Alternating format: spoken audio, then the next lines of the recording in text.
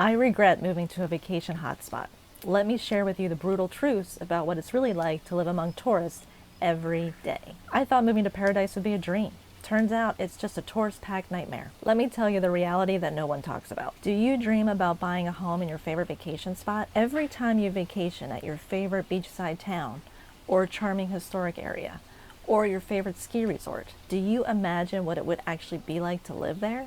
And do you dream about it so much that you can't stop looking at homes for sale online? Vacationing in a place is one thing, but actually living there is something else entirely. I think logically you know that, but the fantasy can be strong. When you move to a tourist area, you are no longer a tourist. You are not living out of a suitcase. You are now a local, my friend. And locals aren't at the beach every day or on the slopes every day. Unless, of course, they're independently wealthy and don't have a care in the world. For us normal people, there's still all the things that come along with daily life. There's still groceries to buy, there's still laundry to do, there's still general house maintenance to take care of. These mundane things are just done now in a beautiful place.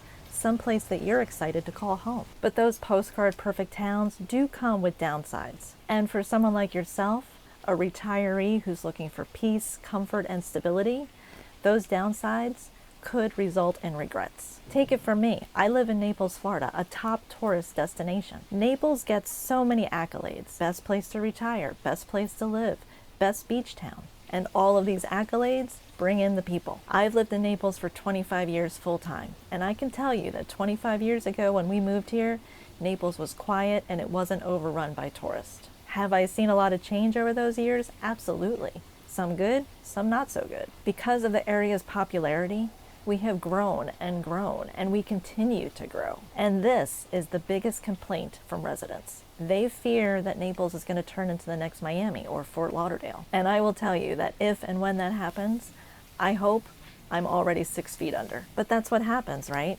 We as humans, we find that nice little quiet spot. We think we've discovered it all unto ourselves.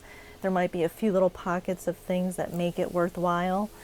But then all of a sudden word gets out and it becomes the next hot spot. And suddenly it's overrun with not only residents, but tourists. My parents experienced the exact same thing when they uprooted their entire lives and moved to their favorite vacation spot, Maui, Hawaii. After they had vacationed there several times, my dad came home from work one day and basically said to my mom, "What are we waiting for?" They sold our family home in New Jersey and left for Maui with just a couple of suitcases. I do have to say it was pretty impressive to watch them uproot their entire lives and move to an island. But again, vacationing there and actually living there are two different realities. Did my parents still enjoy all that Maui had to offer? Sure.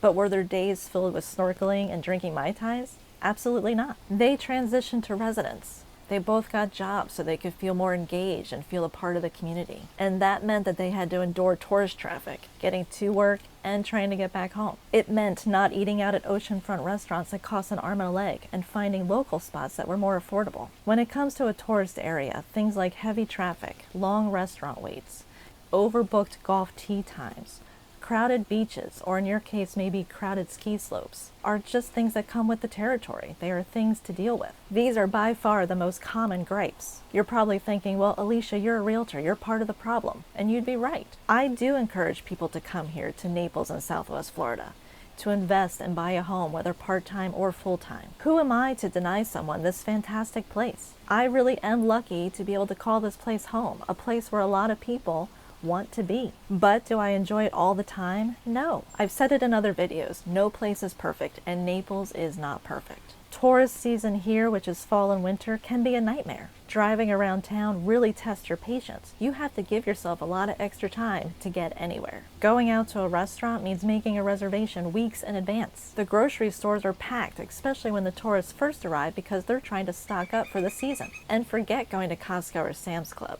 I try to go in the evening, and if I can't make it then, I'll just wait until season's over. During peak season at your favorite vacation destination, you may not feel like you're living in it.